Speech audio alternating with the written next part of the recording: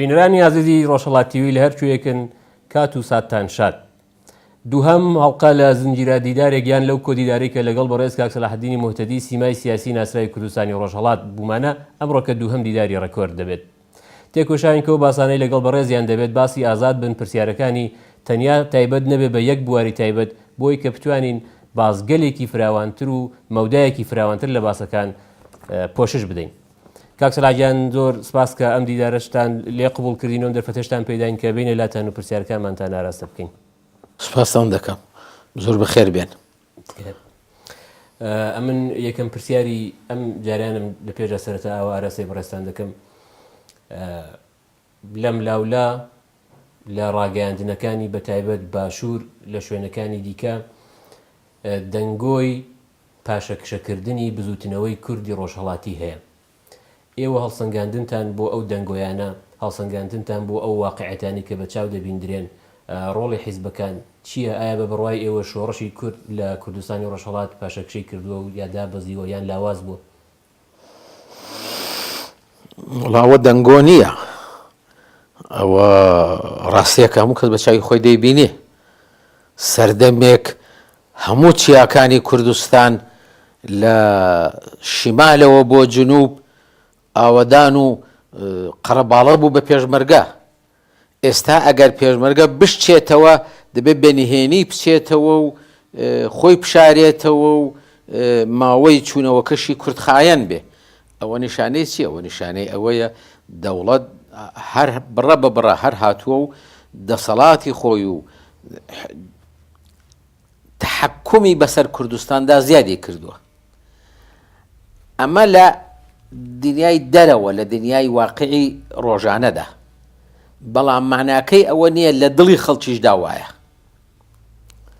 لە دڵی خەڵکدا ئەو چالاکی و هەڵسووران و شەڕی پارتیزانی و شۆڕژێریەی کە جاران هەبوو ئێستا تەبدیل بووە بە ڕق و تووڕەیی لە دەرونی خەڵکە. ئەو ڕق و تووڕەیە مەجالێکی دەوێ. ئەو مەجالە ممچینە سیاسەتی دەرەوە بێ، ممچینە شەڕێک بێ بینی دەوڵەتی مەرکەزی ئێران و دەوڵەتانی دیکە، ممچینە خلافات و دوو دەستەجی ناو هەیئەتی حاکمە بێ. زۆر شت ممکنە ئەم دەرفەتە بڕەخسێنێ، بەڵام معلومە خەڵک تووڕەن، خەمناکن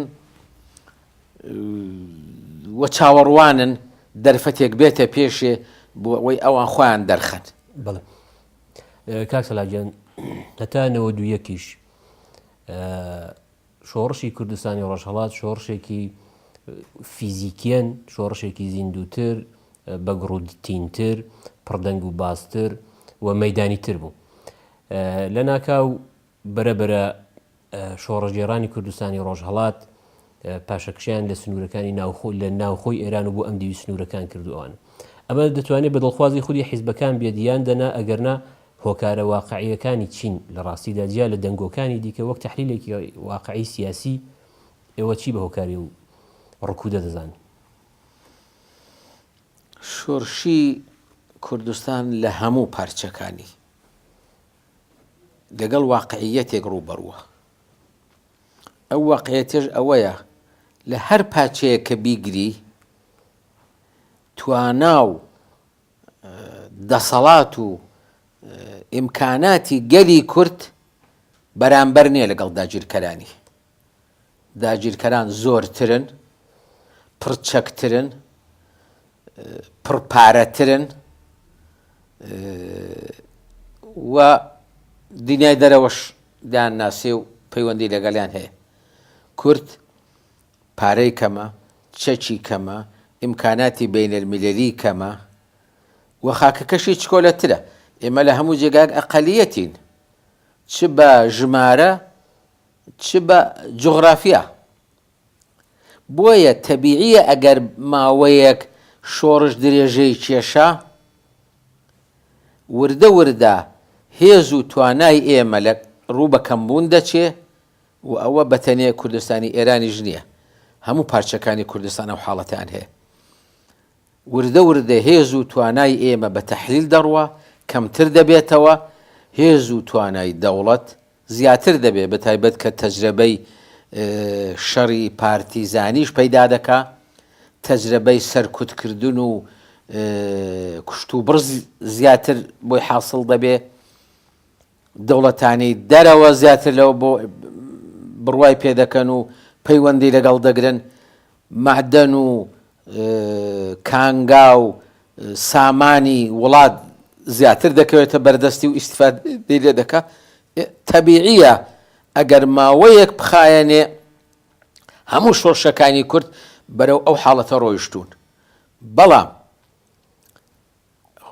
خۆشبەختانە هەموو جارێش شتێک هاتۆتە گۆڕێ کە کورد پێی هەستێتەوە و ئەو معادلە کۆنە بگۆڕێ. جا چما تۆ لە شۆڕشی کوردستانی عێراق دیارە تۆ تەمەنت کەمە و گەنجی، بەڵام بۆ چما خەڵک لە بیریان نییە کە شۆڕشی کوردستانی عێراق چۆن بەرەو لاوازی ڕۆیشت.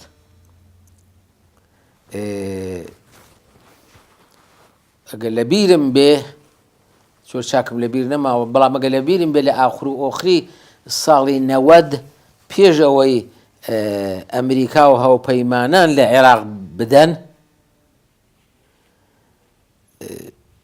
ژمارەی پێشمەرگەی کورد لە 2-3 هەزار کەس کەمتر بوو لە هەموو عێراق، بەڵام ژمارەی جاشەکان لە 500,000 کەسەوە بوو کە پاریان لە حکوومەت وەردەگرت و ناویان نووسی بوو. جا چه دەهاتنە جەبهە، چه بەشێکی زۆریشی نەدەهاتنە جەبهە، شەڕیشان نەدەکرد، بەڵام ئەو ناوە جاشەتیان لە خوان نابوو بۆی پاریان بدەنێ و مەعاشێکیان بدەنێ. بە تایبەتیش کە کوردستان ئەگەر دەوڵەت مەعاش نەدا بە خەڵک، جا چ بە نێوی کارمەند، چ بە نێوی جاش، چ بە نێوی موەزەف، خەڵک بەڕە ناچێ.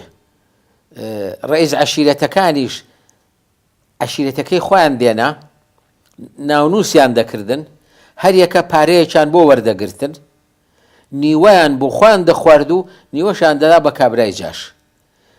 لەبەرەوە کابرای جاش لە ماڵە خۆی بوو، کار و کاسبی دەکرد، تجارەت و سەنعەت و هەموو شتێکی خۆی دەکرد، پارەیەکیشی بە نێوی جاشەتی وەردەگرت کە گۆیا ئەمە جاشە.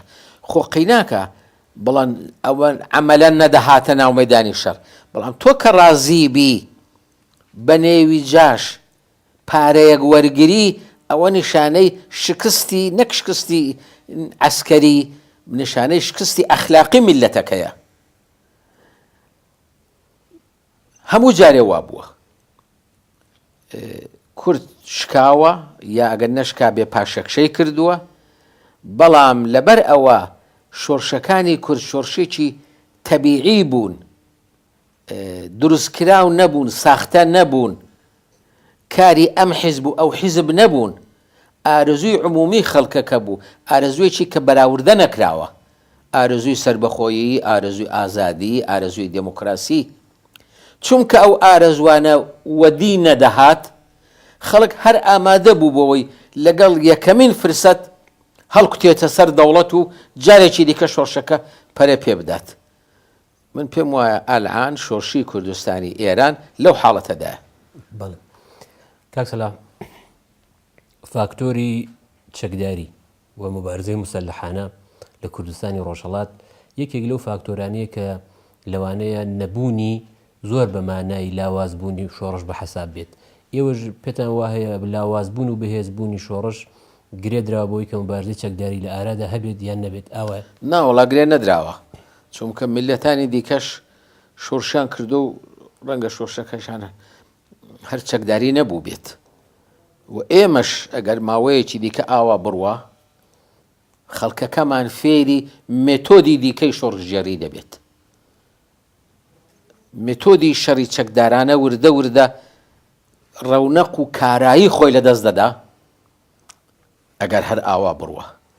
لە باتیان خۆپێشاندان، ناڕەزایی دەربڕین، مانگرتن، ڕۆژنامە نووسین و ئەنواعی دیکەی ناڕەزایی دەربڕین دێتە گۆڕێ و خەڵک کەڵکی لێ وەردەگرێ. دەڵێن میلەتان قەت قسر نابن، وەکو مانگا قسر دەبێ لە زگ دەچێتەوە. میلەت لە زگ ناچێتەوە. میلەت دەگەڕێ بۆ ڕێگای تازە بە گوێرەی ئەوەی توانای چی هەیە. لەبەرەوە ئەگەر شۆڕشی چەکداریش ئەو ڕەواج و ڕەونەقەی جارانی نەبێ، بەڵام نەوعی دیکەی شۆڕش دێتە گۆڕێ، نەوعی شۆڕشی مەدەنی، دیپلۆماسی، سیاسی، خۆپێشاندان، کاری ئابووریکردن، جا چ بە موسبەت چ بە مەنفیەکەی، هەموو ئەوانە دەبنە ئەبزاری دەستی خەڵک بۆ ئەوەی جارێکی دیکە ناڕەزایی دەرببڕن. یعنی و پێتان وایە بەرەبەراوە بڕاتە پێشەوە بە گشتی چەک بۆ کورد معنای نامێنێ مەبەستانەوەیە؟ وەڵا ناڵم معنای نامێنە، بەڵام ئەو معنایەی جارانی ڕەنگە نەمێنێت. واتە کورد پێویستی بەو نابێت کە بۆ لە حاڵەتێکدا کە دەرفەتێک بێتە پێشەوە ئەوانش حتا پێویستی بۆ نابێت کە بە شێوەی چەکداری پاشەکشە بە داگیرکەری خۆی بکات. وڵا ئەگەر بتوانین جاچی لەوە چاکتر، بەڵام ئەگەر نەتوانی بە چەکداری پاشەکشەی پێ بکەی، معنای ئەوە نییە کە بە ڕێگاکانی دیکەش ناتوانی. معنای ئەوە نییە کە تۆ بە ڕێگای خۆپێشاندانی سیاسی هێمنانە و غەیرە هێمنانە و تەنانەت خوێناویش نەتوانی پاشەکشەی پێ بکەی. بەڵام دەبێ فاکتۆرێک لە نەزەر بگرین. تۆ و دەوڵەتی بەرامبەرت،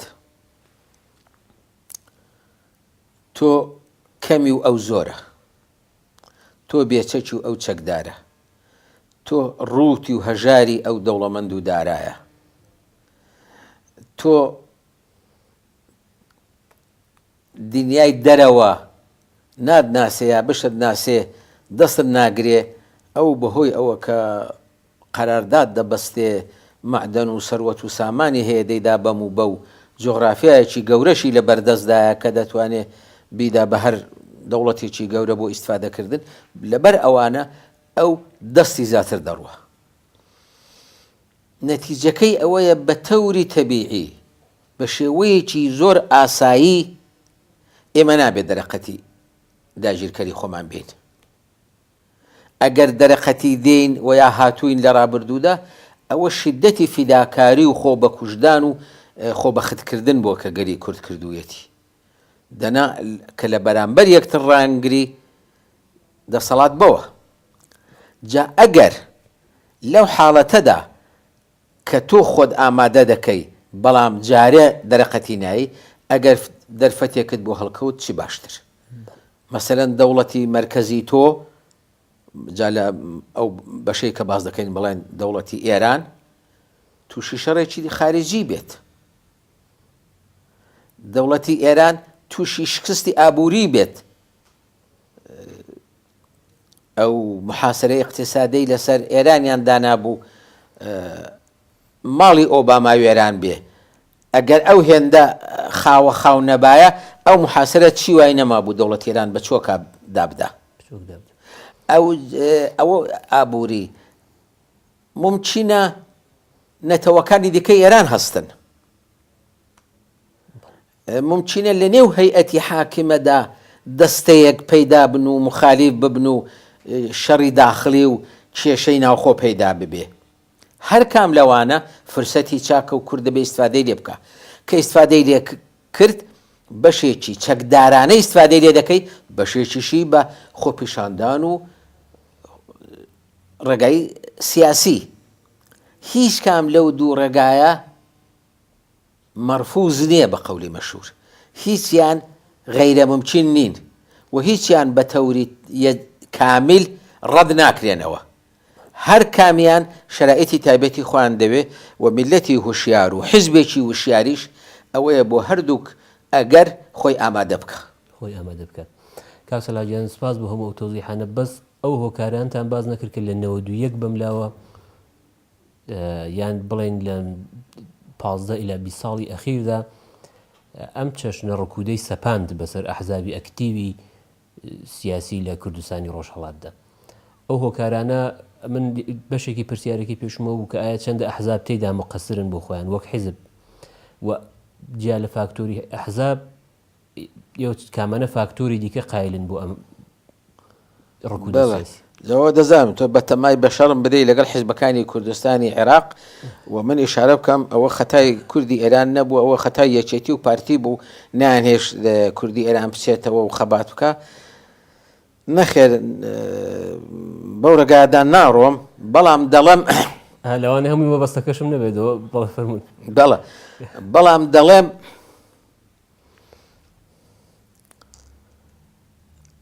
هەموو حیزبێک شرایطی مثبەتی بۆ دێتە پێش، شرایطی منفیشی بۆ دێتە پێش. ئەی یەکێتی نیشتمانی کوردستان لە پاش ئەنفال ماڵی وێران نەبوو، پاشەکشەی نەکرد، 2 ساڵ خەڵک پەیوانە بوو تازە شۆڕش تەواو بووە، کەچی لە 91 و بەلێدانی دەوڵەتی عێراق لەلایەن ئەمریکاوە دەرگایەکی خێر و خۆشی و ڕەحمەت بەسەر گەلی کوردی عێراقدا کرایەوە. لەو کاتەدا ئێمەی کوردی ئێران زۆرمان یارمەتیدان، زۆریان بە هاوارەوە چوین و خۆشیان دەزانن، هەموو کەسیش دەزانێ یەکێک لە هۆکارەکانی هەستانەوە و بوژانەوەیان ئەو پشتی جەبهە بوو کە هەیان بوو، یعنی کوردی ئێران. ئەوە بۆ ئێمەش ڕەنگە ڕوو بدا و ئەگەریش ڕوونەدا تەبعاً ئێمەش پێی زەعیف دەبین و پێی لاواز دەبین. خۆ ئێمەش لە ئاسمانەوە بۆمان دانەباری وەکە کەس دەرەقەتمان نەیە و قارەمانی دێ و قڕان بین. ئێمەش ئینسانین و دەکوژرین و دەگیرین و دەترسین و هەڵدەین و هەموو ئەو شتانەشمان بەسەر دێ، بەڵام لە عینی کاتیشدا هەڵدەستینەوە و تواناش پەیدا دەکەینەوە و ئیستفادە لە شەرائیتی مناسبیش دەکەین. لە حاڵی حازردا داواکاریەکی زۆر لە نێوان لەوانەیە بەشێکی زۆر لە گەنجانی کوردی ڕۆژهەڵاتیدا هەبێت بۆ دەستدانەوە چەک و بەرپاکردنەوەی کۆمەڵێک یا عملیاتهای بەردەوامی نظامی و ئەوە وە چەکداری لە عەلەیهی ڕژیم لە ئێستای کوردستاندا، ئەوە بۆ دەرچوون و دەربازبوونی کوردی ڕۆژهەڵاتی لە قەیرانێکی سیاسی کە بەسەری داهاتوو. ڕاتان لەبارەی ئاواداوایەکەوە چییە؟ زۆر گەنجانەیە یان دەنا؟ ناوەڵا زۆر گەنجانەی نییە، زۆر شۆڕش جارانەیە.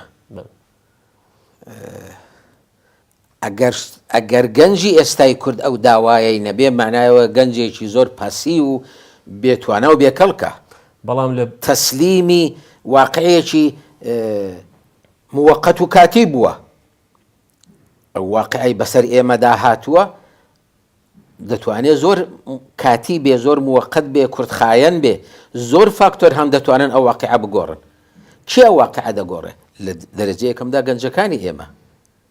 ئەی لە ساڵی 1959 کە ئەو حرەکەتە توندە لە کوردستانی ئێران هەبوو، دەرە لە 57ەوە، ئەخە گەنجەکان نەبوون بەرپایان دەکرد. ئەو وەختی ئێمە گەنج بووین، پیرەکان پێیان دەکوتین و دوی کڵاوی خوارکەوتون. چۆن ئێوە دەرەقەتی دەوڵەت دێن؟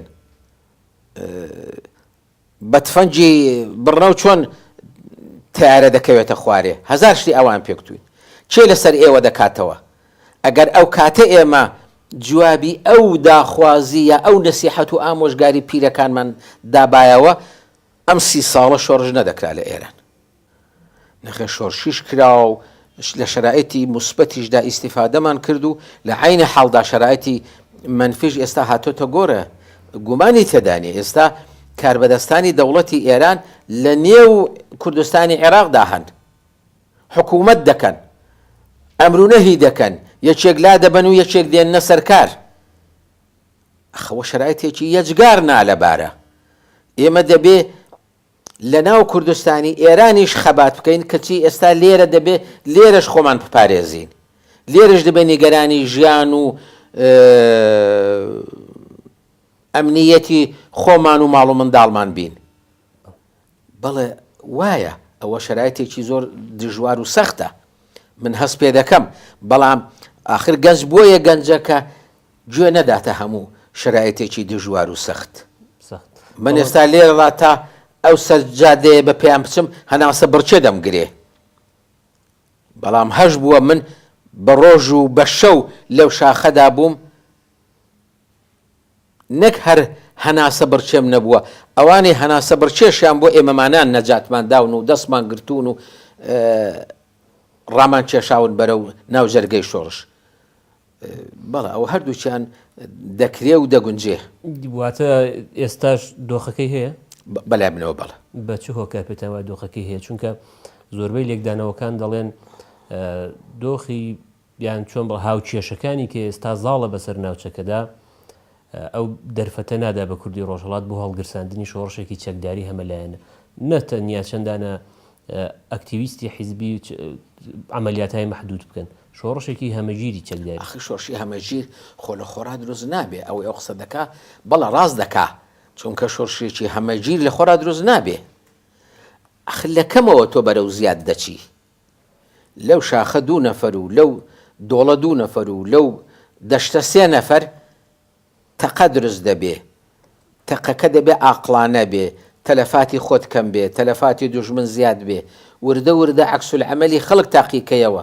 بزانی چێ پێچاکە و چێ ڕەگەڵت دەکەوێت ئەگەر زانیت و خەڵک ڕەگەڵت ناکەوێ خۆت شێت ناکەی خۆت بە ئاو ئاگردا بدەی بەڵام ئەگەر زانیت تەمایولی خەڵک هەیە مەیلی خەڵک بۆ شۆڕژێری هەیە دەبێ وردە وردە پەرەی پێ بدەی پەرە پێدانەکەشت دەبێ وابێ نا خۆت و لاینگرانی خۆت لەناو کوردستانی ئێران بخەیتە مەترسی و ڕیسکی پێ بکەی نا ئەحزابی کوردستانی عێراق بەگشت خۆت دابکەی و لەگەڵیان تووشی کێشەبی و مەنافعی وان لە نەزەر نەگری بەلای منەوە یەکێک لە باشترین ڕێگا بۆ ئەوانە تەفاهم و هەماهەنگی و هاوکاریە لەگەڵ ئەحزابی کوردستانی عێراق هەیەنە ئاوا تەفاهمێک پێتەوە هەیە زمین دەکرێت بەڵێ ئێستاش هەیە ئێستاش ئەگەر ئەمن پێم خۆش بێ ڕاستیان لێ بڵم کە ڕاستیان لێ ناڵم چونکە بۆ خۆیان پیان خۆش نییە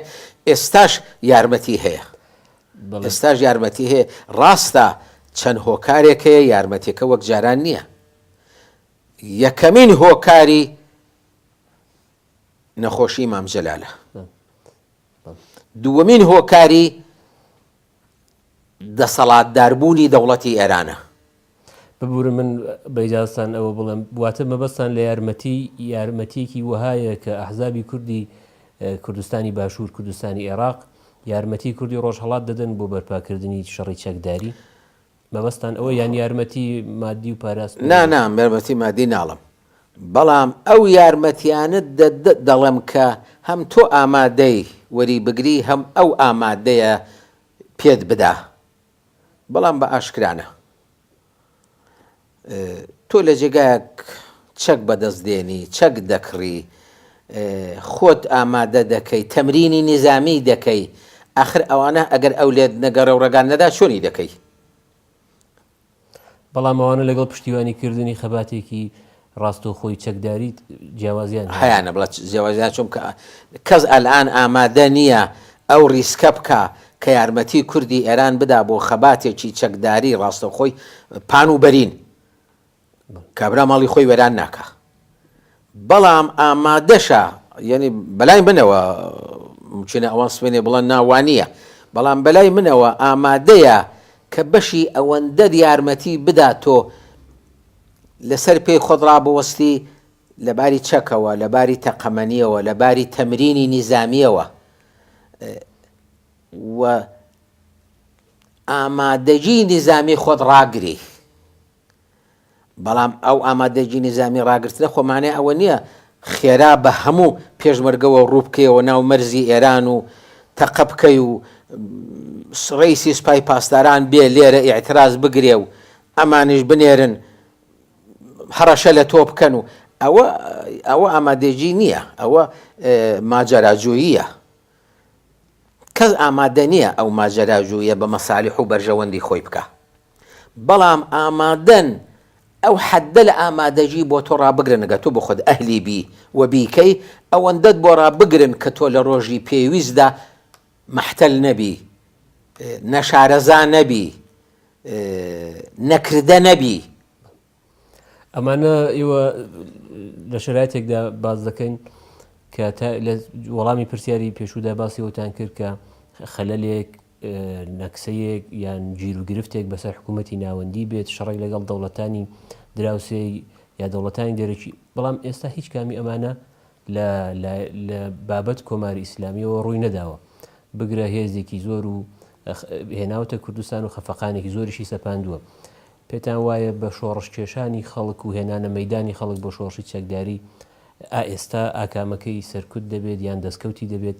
ئەلم چونکە ئێوە کەس نێک تۆ وا دەکەم کام لە حیزبەکانی کوردستانی ئێران دەڵێنەمە خەڵکی ئێران دەچێشین بۆ ناو شۆڕش، و ئەگەر بەشێکی لە حیزبە چکۆلەکان وا بڵێن لە واقعدا خۆ فریودان و خەڵک فریودانە. شۆڕش کردەوەیەکی جەماوەری تودەئیە، شۆڕش بڕیارێکی فڵان سەرکردایەتی نییە. شۆڕش لە نێو جەماوەردا هەڵدەقوڵێ، تۆ وەکو سەرکردایەتی سیاسی جا بەدەستێوە دەگری. ئەلئان ئەو شتە لە گۆڕەدا نییە، بەڵام دەبێ ئەوەندەت ئامادەی هەبێ ئەگە لە گۆڕێ بوو بتوانی بیکەی. تۆ من مەبەسم ئەو بەشەیە، ئەوەندە ئامادەیە دەبێت لە خۆتدا ڕاگری کە ئەگەر ڕۆژی خۆی هات دەستەوستان و مەحتەل نەبی. من وەبیرم دێ لە یەکەمین تەقەکە لە کوردستانی ئێران کرا و یەکەمین شۆڕش کرا، ئێمە جەماعەتێکمان گەنجی شاگرد مەدرسە لەگەڵ بوو، عمر 17 و 18 و 19 ئەو حدودانە، لە شاخی حاجی چیمی پشتی قەرەجۆز بووین. ئەوە مەلا عومەری عەسریش کە هەمووتان دەیناسن و پیاوێکی شۆڕژێر و بە تەجربەیە مەسئولی نیزامیان بوو. دووسەیەک لەو گەنجانە هاتووم کار مامۆستا محاسرە کراوین، بەپەلە هەستا و خۆتان خڕکەنەوە بزانین لەکوێ محاسرە کراوین. کوتی وەڵا ئێمە ئەوە لە پشتی شاخی قەرەجۆزین، دەوڵەت ئەوە لە سەقزە، ئەوە لایەکمان، ئەم لای دەوڵەت ئەوە لە بۆکانە، ئەو لاشی لە مەهابادە، ئێمە لەو بینە محاسرە کراوین. کوتی ڕۆڵە جاگابێ بڵە بینی عەرز و عاسمان محاسرە کراوین. بۆ مەهاباد لەکوێ و سەقز لەکوێ و ئێمە لەکوێ و جا پێشمەرگە 2000 ڕێگای هەیە کە پێیدا بڕوا و دەوڵەتیش نەزانێ. ئاخر ئەوەی بێتەجربەی و کەم ئەزموونی بوو، ساڵی تێوەرنە سوڕاوە، بەشێک لەو گەنجانە بخوان بوون بە فەرماندەی نیزامی و بخوان باشترین تاکتیکی نیزامیان ئیبداع دەکرد بۆ حەملە، بۆ پاشەکشە، بۆ خۆشارنەوە، بۆ کەمیندانان. ئەوە معنای ئەوەیە ئێمە دەبێ لە ڕۆژی خۆیدا کەم ئەزمون نەبین، بێتەجربە نەبین، تەمرینی نیزامیمان هەبێ، بە ئەندازەی پێویست چەک و چۆڵمان هەبێ، بەڵام ماجەراجۆیی نەکەین. و ئەگەر برێک لە حیزبەکانیش وای دەنوێنن کە ئەلعانەوە دەتوانین و دەچین و شۆڕش دەکەین، لە ڕاستیدا نەبۆ شۆڕشە نەبۆ جەماوەرە، بۆ خۆیانە دەیانەوێ برێک عێراقی پێ دەڵێن مزایەدە، دەیانەوێ مزایەدەی لەسەر خەڵک بکەن، دەنا ئەوان هیچیان نەکردووە کە حیزبەکانی دیکە نەیان کردبێ. من لەگەڵ ئەوە نیم، لەگەڵ هیچ نەوعە ماجەراجوویەک نیم و لەگەڵ هیچ نەوعە تێکدانی پەیوەندی بینی کوردی ئێران و عێراق و حیزبەکانی دوو پارچەی کوردستانی ژنیم. ئێمە دەبێ شرایەتی ئەوان دەرکەین، بەڵام ئەوانش بە شرایەتی ئێمە دەرکەن. کاک سەلاجیان، لە ئەوجی ئەو باسەدا کە ئێستا لەگەڵ بەڕێستان هەیە و لەسەر پرسی چەکداری و ڕوویەکی ڕادیکاڵتری بزوتنەوەی کوردیە، من لەم باسە ڕادیکاڵەوە دەچم بۆ باسێکی دیکەوە گفتمان و گوتارێکی دیکە لە ناوخۆی کوردستاندا کە لەوانەیە زیاتر لەگەڵ ڕێفۆرم خوازی یان ئیسلاح تەڵەبی تەداعی بێتەوە وەبیر بێتەوە. ئەویش ئەوەیە کە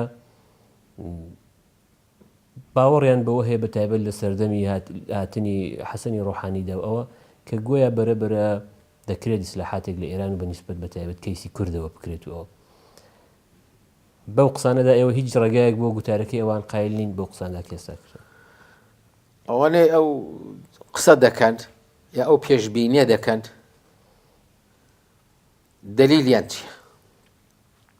شاهیدێک بۆ قسەکانیان حەسەنی ڕۆحانیەوە چەند مانگە هاتووەتە نەزانم چەند مانگ ساڵ زیادە ساڵ زیادە لەو ساڵ زیادەدا چی کردووە کە پیاو بڵێ فەرموو ئەوە نیشانەیەک ئەوە نیشانەیەک بۆەوە کە بەرامبەر بە مەسئلەی کورد ئەو کارە باشە و ئەو کارە باشە و ئەو کارە باشە دەکەن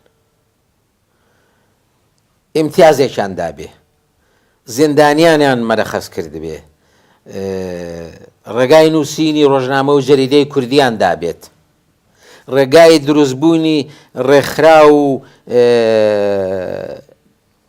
تەنزیماتی مەدەنی سیاسی موسالەمەتامیزیان دابێ ڕێگای تەزاهوراتیان دابێ مەگەر تەزاهوراتێکی کە بۆ خۆیان پیان خۆشە و کوردیش دەبن بۆ خیابان هەڵی دەپەڕێنن جگە لەوانە چه نیشانەیەکەیە کە ڕوحانی بەرەو ئەوە دەچێ لانی کەم لە زمانی خاتەمیدا نیشانەیەک هەبوو گەر خاتەمی هاتە سەرکار ساڵی تێوەرنە سوورە کە وەزعی عمومی جامیعەی کوردی زۆر گۆڕا بوو زۆر ئازادی زیاتر درا لەباری ڕۆژنامە نووسی لەباری قسەکردن لەباری خۆ پێشاندان ئێستا خۆ هیچ نەکراوە ڕوحانی ئەگەر من بۆ چوونی خۆم بڵم ڕوحانی شخصیەتێکی ئەمنیەتیە کە بە شێوەی لیبرال کار دەکا ئەحمەدی نیژاد بە شێوەیەکی ڕادیکاڵی سەخت گیرانە و تونڕەوانە کاری دەکرد ئەوە هەر کارەکەی ئەحمەدی نیژاد دەکا بەڵام بە شێوەیەکی لیبرالی و بەسەر و سیمایەکی نەرمونیانەوە ئەمە هیچ گۆڕانکاریەک من نەدیوە ئەگەر ئەو کەسانە گۆڕانکاری دەبینن و پێمان دەڵن بەڵە ئیدی کەش دێ بە لیستەیەک بدەن لەو کارە چاکانەی کە تا ئێستا بەرامبەر بە کورد کراوە من هیچم نەدیوە نازانم لەوانەیە هەر ئەو نگەرشە و ئەو خاوەندارانی ئەو دیدگایە لە کوردستانی ڕۆژهەڵاتدا جۆرێک لە جۆرەکان بیانەوێ نێوەنجیگەری بکەن لە بینی کۆماری ئیسلامی و ئەحزابی کوردی ڕۆژهەڵاتیدا بۆ بابەتێک بەنێوی وتووێژ و دانوستاندن لەگەڵ کۆماری ئیسلامی ئێوە بە پێکەینەکەتان داوا دیارە شانسی بۆ نابین بەڵام پێم خۆش تەوزیحی لەسەر بێت ئەوە جارێک دەنگۆی ببورن دەنگۆی وتووێژ و ئەوانش بە تایبەت لە ماخراندا لە فەزای سیاسی کوردستاندا بەنسبەت کوردستانی ڕۆژهەڵاتەوە لە ئارادا هەڵسەنگاندنیەوە زۆر پێخۆش ئەوە ساڵێک پێش ئێستا تقریبا ساڵێک پێش ئێستا برادرێک هات بۆ لام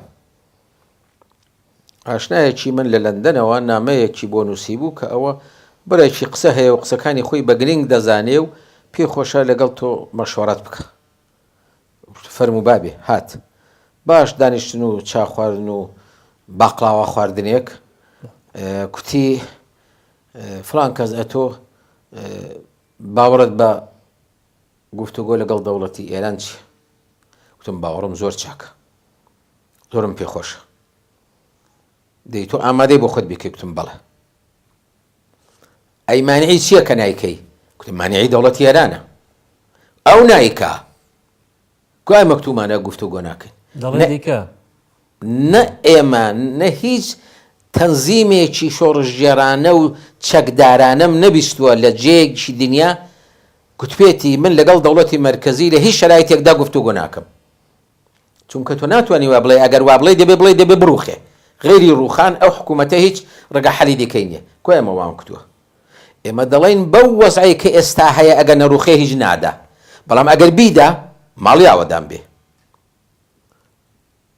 تۆ ئەلان ئامادەی کوتم بەڵە جا من ئامادەم بەڵام ئەتۆ پێم بڵێ چۆنە ئەتۆ کەوتویەتە سەر ئەو فکرە ئاخر بەعزە کەسێک سەر وە دەوڵەت وا دەڵێن تم جا تۆ بۆ خۆت خەڵکی منتیقەی سەردەشتی من دەزانم دوو کەسی خەڵکی سەردەشت هاتوون لە پاسگای بێوران یا بەردەپان خزمێکی تۆیان دیوە، پیان کتون بەو خزمەی خۆت بڵە ئەوە بۆ نایەن و دەوڵەت پێی خۆشە خۆ چاکەیەکیان دەگەڵ بکا و ئەگەر دوکانێک مۆغازەیەکیان لێ داگیر کراوە بیانداتەوە و ئەگەر لەسەر کارێک لابراون دایان مەزرێنێتەوە. ئەوە ڕئیسی پاسگای بەردەپان ئەو قسانەی ڕاستپەردووە. دەفەرموو بە ڕئیسی جمهور بێ، فەرموو بە وەزیری کیشوەر بێ، فەرموو بە ڕئیسی سوپای پاسدارانی ئێران بێ، بزانە چۆن هەمومان بە پیرەوە دەچین و مزاکرەشی لەگەڵ دەکەین. بەڵام ئەوان لەسەر هیچ خەیاڵیان هەیە ئێمە وادار بە تەسلیم بکەن، وە کەسانێکیش دێڵن کە خۆیان هیچ کارە نین، بە فەرمانێکی چکۆلەی فەرمانداریش لەسەر کار لا دەبرێن و دوی کڵاوی خوارمەکەوە. ئەگەر قەرار لەوە بێت دەوڵەت خەیاڵی گفتوگۆی هەبێ، بۆ لەگەڵ تۆی دەکا کە کابرایەکی نەناسراوی کەم دەسەڵاتی بێئیمکاناتی خۆ دەزانێت شێوی کەەوە حیزبی دموکراتیە دەبچێت لەگەڵ مستەفای هیژری بکە، ئەوە کۆمەڵە هەیە دەبچێت لەگەڵ عەبدوڵای موحتەدی بیکە. وەختێک دەوڵەت ئەوانە ناکە کەسی بێدەسەڵات و کەم توانە دێنێتە پێشێ، معناوە خەیاڵی نییە هیچ بکە و ئەگەریش هاتە پێشە خەیاڵی نییە هیچ بدە، هیچ دانەکەی لە حەدی گفتوگۆی شەخسی وە بۆ بڕێک ئیمتیازاتی شەخسی نەبێ هیچی کەی تێدا بەستە نییە. لەسەر کار لابراوی داد دەمەزرێنمەوە، مڵک و ماڵێکم لێ ئەستاندووی هەمووی نا بەڵام هێندێکت دەدەمەوە. ئاوا گفتوگۆ لەگەڵ ئێمەمانان دەکەن، لەبەرەوە تکایە ئەگەر فریوت خواردووە فری و مەخۆ، دەوڵەت دەتبا بەدناوت دەکا هیچیشن ناداتی.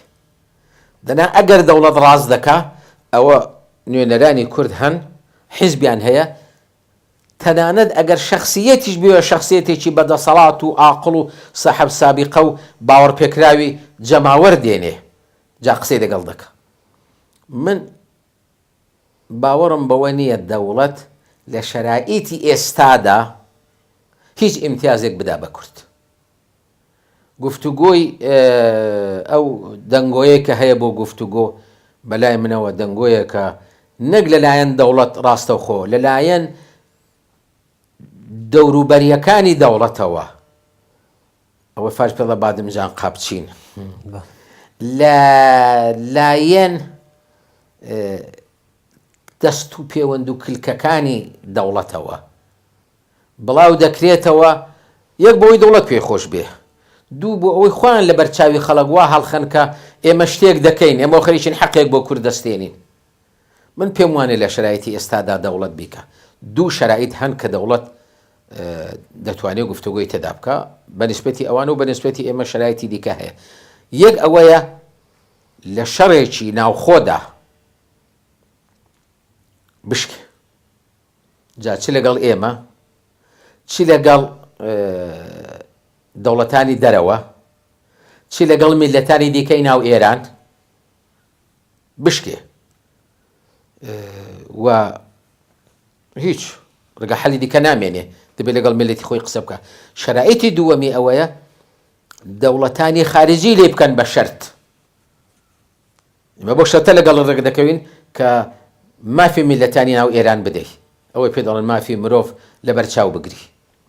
ئەلئانیش هیچ کام لەو دوانە نابینم، نە هیچ دەوڵەتێک دەبینم لەسەر ئێمە فشار بۆ ئێران بێنێ. ئەو تۆ مزاکەراتی 5 دەوڵەت زێدەیەکرد لەبەر چاوەکە لەگەڵ وەزیری خارجەی ئێران کردیان، لەکوێ پێیان کوتیان لە ئێراندا دموکراسی نیە و ئازادی نیە و دەبێ ئازادی بدەی، جا ئێمە محاسرەت لەسەر لا دەبین. یەک کەس نەهاتووە بڵە حەقی کورد بدە، جا ئەمن چاکەت لەگەڵ دەکەم. لەبەر ئەوە دەوڵەتی ئێران لە فشاردانیە لەلایەن جامیعەی بەینە الملەلیەوە. ئەگەر لە فشاردا بێ بۆ ئەوە لە فشاردایە کە چەکە ئەتۆمیەکەی لێ بستێننەوە. هەتا ئەو چەکە ئەتۆمیە هەیە و ئەوان لێی دەترسێن، هیچ فشارێکی بۆ ناهێنن. دووەمیشی ئەوەیە شەڕێک دروست بێ. قەدیمی کوتوانە شەڕ بێ و خێری ئێمەی تیا بێت. شەڕێک دروست بێت، دەوڵەتی ئێرانی پێ زایف بێ، میلەتی کورد و بەقی میلەتانی ئێرانیش بە دەرفەتی دەزانن و ئەو جار هەڵدەکوتنە سەری و بەلای منەوە ئەوە شەرایەتێکی زۆر مناسبە خوا بکە وا بێ. بەڵام ئەوەیە کە من دەڵم دەبێ بۆ ئەو ڕۆژە ئامادەبی، دەبێ ئەزمموی ئەو کارت هەبێ، دەبێ هێزی چەکدارت بمێنێ، دەبێ خودی چەکەکەت بمێنێ. دەنا ئەوە ئەو شەرایەتە هاتیشە گۆڕێ. ئێمە ئەگەر ئامادە نەبووین فایدەی بۆ ئێمە چییە؟ دەبێ ئامادە بین. کاکسلا بێگومانەوە بەبوونەوە کە جوزی هەیەتی نوێنەرانی کوردیش بوون کاتی خۆی بۆ مزاکرە لەگەڵ ڕژیمی تازە بەدەسەڵات گەیشتووی ئەو کاتی کۆماری ئیسلامی وە ئەوەندەی ئەگەر مزاکراتی دیکە کرابێت ئەوەندی من ئاگادارمێەوە لە زۆربەی دایە لە هەموویدا بوون بە سەرنج بۆ ئەزمونە و بە سەرنج بۆ ئەم دۆخی کە ئێستاش باستان کرد ئێوە فەرموتان کە فاکتۆرەکانی لە ئارادانیە. ئەگەر لە ئاوا حاڵەتێکدا دەست بۆ لایەنێک درێژ بکات بۆ توێژ لە نێو ئەحزابی کوردیدا یان لە نێو کەسایەتیەکاندا بەرحاڵ پێتان وایە ئەمە دەتوانێت چ نیەتێکی لە پشت بێ لەلایەن کۆماری ئیسلامیەوە؟ وڵای جارێ ئەوڵەن باوەڕ ناکەم وا بکە. دەوڵەت ئێران ئەو ریسکە ناکات چونکە ئەمە بۆ دەوڵەت ریسکە. ئیعتیباری دەوڵەت، هەیبەتی دەوڵەت و ئەوە کامیشە توێتی کورد نەماوە ئەوە دەکەوێتە ژای پرسیار. خەوەنیە کورد ماوە جا ئەو کوردە نەماوە ئەویان ماوە ئەوە ئیلقا دەکا. ئەوڵە لەبەرەوە باوە ناکەم دەوڵەت ئەوە بکە. بەڵام ئەگەر کردی و مافی کوردیش بدا هەر کەس دەیکا بابیکە. واتە پێویست نییە ئاوا شتێک بکرێت و ئەمە ئەگەرچی تا ڕادێک لە فەرزدایە بەڵام لەگەڵ لایەنێک مزاکرە بکرێت لەگەڵ لایەنەکانی دیکە نەکرێت زۆر خراپە، زۆر خراپە و دەوڵەتیش ئەگەر بیکە هەروا دەکا. بەڵام بۆ کورد قازانجە تاقی بکاتەوە. نابێ بڵێ نایکەم، دێ بڵێ باشە بێنە. ئێمە قەرزێکمان لەسەر دەوڵەت هەیە. ئەگەر دەوڵەت کوتی قەرزەکەت دەدەمێ خۆ ناتوانانی بڵێ مەمدەوە تا قەرزی فلان کەس و فلان کەس و فلان کەسی دیکەش نەدەیەوە ئەمن ئی خۆم ناوێ کورانە خێر بێنێ بیدە. جا من ئەو وەختەیە کە دەوڵەت دێتە مەیدانی تاقیکردنەوە سەنجی مەحەق ئەوەیە فەرموو بیدە، فەرموو زمانی کوردی ئازاد بکە. واتەوە پرەنسیپێک بۆ وتوێژ لە نێوان ئەحزابی کوردیدا بەڕسمی ناناسن و هەر کەس لە ڕێگای خۆیەوە لە هاتن. نەخێر پرەسمێتێک بەڕسمی دەناسم. زۆریشم پێ باشە ئەو پرەنسیپە هەبێ، زۆریشم پێ باشە پێکەوە مزاکەرە بکەین. بەڵام ئەگەر لە فەرزی مەحاڵدا ئەو لەگەڵ هەمومان ڕێک نەکەوت بەس لەگەڵ لایەنێک ویستی ڕێک بکەوێت بابیکە، بابیکە و بەڵام حەقەکە بدا بە دزی و بە شتی چکۆلە چکۆلە نا. زمانی کوردی ئازادکە، ئینتیخاباتی ئازاد لە کوردستان بکە، هەیئەتێکی ئیدارەکردنی کوردی دابندرێ وەکو حکوومەتی کوردستان، ئینتیخاباتێ بکرێ و پارلمانێک دابندرێ، هەیئەتێکی چەکداری ئەمنیەتی کە بڵێن پێشمەرگە بێ ئەمنیەتی کوردستان بە عۆدە بگرێ بە هەموو ئەوانە بکە. بزانین دەیکا ئەگەر کردی با لەگەڵ منی نەکە، لەگەڵ هەر کەس دەیکا بابیکە. بەڵام کە ئەوانەی نەکرد ئێمە نابێ فری بخۆین. من ساڵێک زۆر کۆن ئەوەم بە حیزبی دموکرات کوتووە کە هەیئەتی نمایەندەجی خەڵقی کورد لە مەهاباد بوو، هەموو پێکەوە بووین. دەوڵەت بەدزی چوو لەگەڵ حیزبی دموکرات قسەی کرد، کوتی من حەق نادەم چرێکی فیدایی لەگەڵ بێ و کۆمەڵە لەگەڵ بێ و شیعی زەدین لەگەڵ بێ و خەڵکی غەیر نامەسئول دێنە نێو هەیەتی نمایەندەجیەوە. بەڵام لەگەڵ ئێوە مزاکرە دەکەم و ماف دەدەم بە ئێوە. بردنیە تارانێ داینان چەند ڕۆژان لێە بوون، نەک مافی نەدانێ چیلکە شەمچەیەکی نەدانێ. من کە هاتنەوە ئەوەم لەگەڵ باسکردن برادەران ئێوە فریوی شتی واهیتان خواردووە، دەنا ئەگەر ڕاستە و دەتانداتێ دەبابتان داتێ و هەر کەسیش مخالفەتی ئێوەی کرد من دەچم مخالفەتی ئەو کەسە دەکەم. بەڵام بۆ نایدا بە هەمومان کە بەهێزترین و بە قودرەتترین و ئیمکاناتی بەڕێوەبردنمان زیاترە بۆ دێدا بە تاقە لایەنێک؟ ئەخر معقول نییە بڵێ وڵا ئەتۆ پیاوی چاچی دێدەم بە تۆ بەڵام ئەوی دیکە پیاوی خراپە.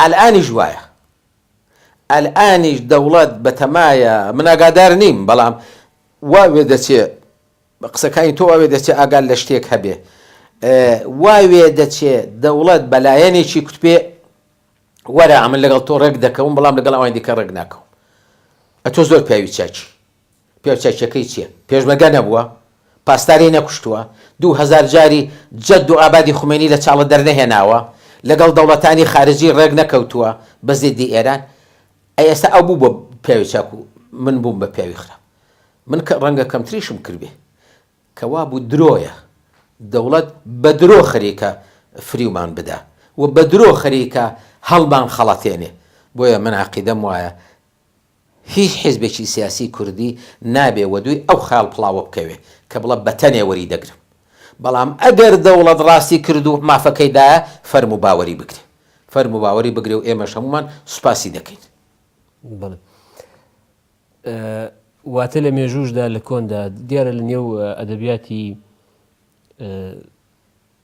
عەوامدا زیاتر دەنگۆیەکی وا هەیە کە کاتی خۆی لایەنێک لە تەرحێکی 21 مادەییدا زۆربەی مافەکانی وەرگرتووە بەڵام بە هۆکاری دژایەتیکردنی لایەنێکی دیکە لەگەڵ ئەم تەرحە دەوڵەت هیچ بە هیچ یانی نەداوە ئێوە ئەو دەنگویانەش ڕەت دەکەنەوە هەندێک ڕای دەکەمەوە هەر نەمبیستۆ ئەو دەنگۆیم لە تۆ بیستۆ مەگەرە تۆ بە خۆت دروستت کردبێ نەخێرەوە دەنا ئەو 21 مادەیەم نەبیستووە نە لە کەسم زانیوە ناوەڵڵە بەڵام من وەک شایعەیەکی سەرزارەکی و بخوا بە شایعەی سەرزارەکیش بەسەری تۆ بە شایعەی سەرزارەکیش نەمبیستووە بەڵێ چەندە ئەو 21 مادە چی و چی تێدا بوو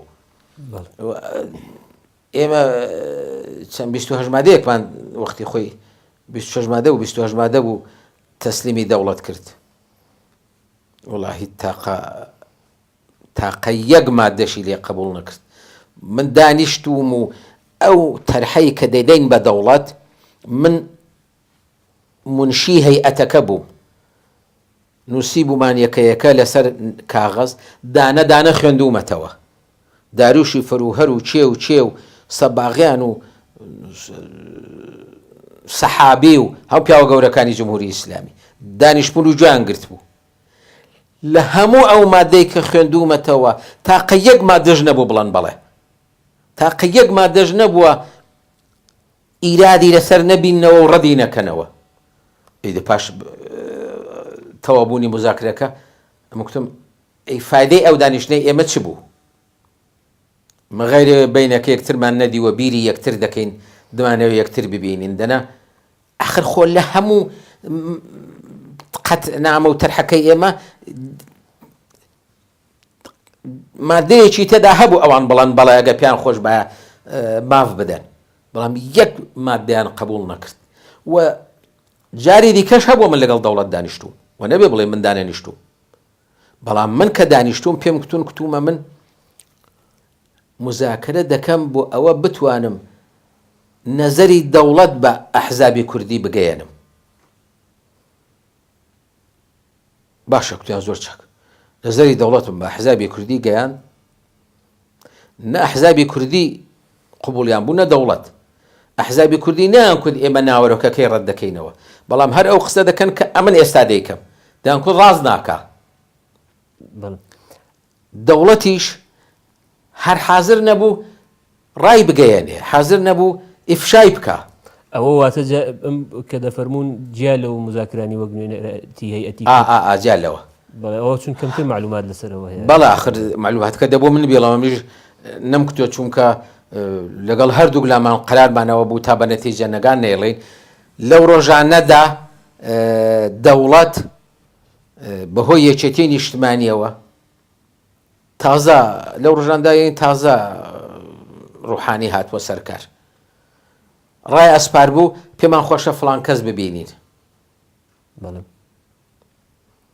کوتمە منەوە چەند ساڵە ئەوە 30 ساڵە لە دەرەوەم 30 ساڵە قسەی مزاکرە هەیە ئەگەر بەو 30 ساڵە هیچیان نەکردبێ ئێستا بۆ دەیکەن باوەڕیان پێ ناکەم لەبەرەوە لەگەڵیان دانانیشم حازر نەبووم لەگەڵیان دابریشم ئەو فەرمووتان دانیشتون ئەو جاری کە دەفەرمونون نەنا کۆرجاری دیکە هەبووە دانیشتوین و ئەوان قسەیان کردووە من قسەم کردووە و کوتوانە دەی تەرحێک بڵەو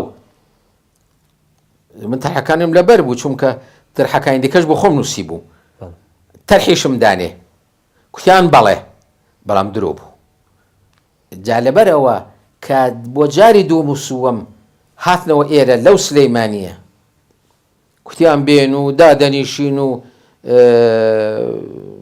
بڕێ قسە دەکەین و جا خۆ زەرەری نییە و کوتم بەڵە زەرەری زۆرە ئەمن لە نێو ئەحزابی کوردیدا بەدنێ و دەبم پیان وایە دەڵاڵی دەوڵەتم خەڵکی بۆ ساز دەکەم لە عەمەلیشدا هیچ نایەتە گۆڕێ ئێوە حەقێک بدەن بە من ئەمن قەیناکە با بەدنێو بم بەڵام خۆ ئێوە هیچ نادەن ئەمە لەسەر چی خۆم بەدنێو کەم بۆیە هەر کەسی دیکەش کە بێ واردی مزاکرە بێ بە نەزەری من ئەگەر مخلیص بێ و صادق بێ و ڕازگۆ بێ و شۆڕژێر بێ هەر ئەو جوابەی هەیە ئێوە ئەو بەشانەی کە زۆر خەڵک معلوماتی لەسەری نییە وەکو وتوێژ یا پێشنیادی وتوێژ ئێوە ئەوانتان بە حزابی کوردی ڕاگەیاندووە بەڵێ ئەم دانیشتانی کە دەفەرمون بەڵێ وەڵا پێم ڕاگەاندوون و ئەو وەختە ئێستا حزبی دموکراتیش دوولەت نەبوو بوو کۆمەڵەش دوولەت نەبوو بوو چوومە هەردووچیان بە هەردووچیانم کوتووە حزبی دموکرات مەلا عەوڵای حەسەن زادە سکرتێر بوو مەلا عەوڵا کوتی وەڵی ئێمە قەرارێکمان هەیە لە نێو خۆماندا دوای شەهید بوونی دکتۆر قاسملوو قەرارێکمان هەیە کە ئیتر لەگەڵ دەوڵەت مزاکرە ناکەین وەگەر بیکەین لە ناوەوە نایکەین با بێ فەرموو لە ئەوروپا مزاکرە دەکەین و بە ئاشکرا دەیکەین ئەو قەرارەمان هەیە بەڵام ئەو شتانەی کە ئەوان کوتویانە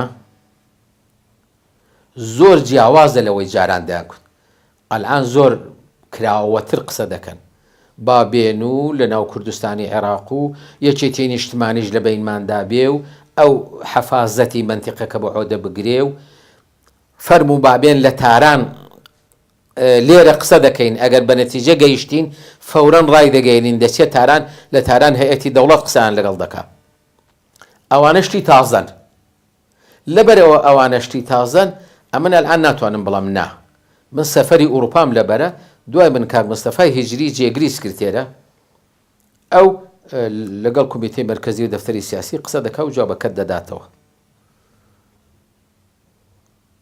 چوومە لای کۆمەڵەش کوتیان وەڵا خۆ قسەکان خراب نین بەڵام یەک ئەوەیە ئەمە هیچ باوەڕێکمان نییە دووش ئەوەیە ئێمە بەتەنێ مزاکرە ناکەین ئەگەر بیکەین ئێمە و حیزبی دموکرات دەوێت پێکەوە بین